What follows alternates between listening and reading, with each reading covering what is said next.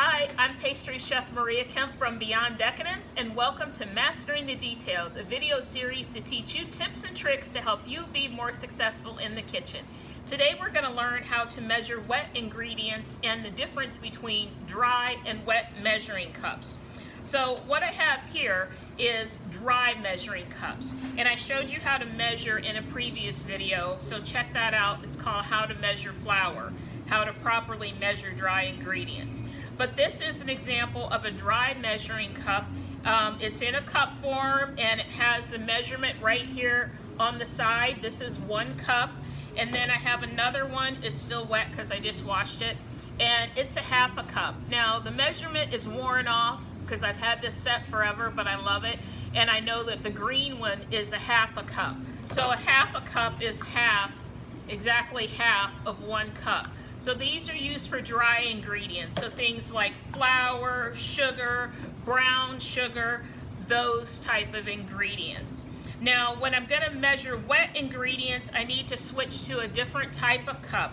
This is a liquid, a measuring cup for liquid ingredients. So this cup I love. I'm not promoting this particular brand, but it's by OXO, O-X-O, and I'll tell you why I like it. Because most measuring cups, when you pour in liquid, you have to bend down and get it eye level and look at it sideways in order to see if you have too much or not enough. But this one, the measurements are right here in the top. So as I'm measuring, maybe milk, which is liquid, or lemon juice, I can take it and pour it right in. And say, for example, I'm going to measure 1 cup. I can see the little 1 line over there on the side, and I know that that's what I'm going to go to. So then I just leave the cup flat, and then I slowly start pouring in, and then as soon as it reaches that 1 mark, which is also 8 ounces, then I stop.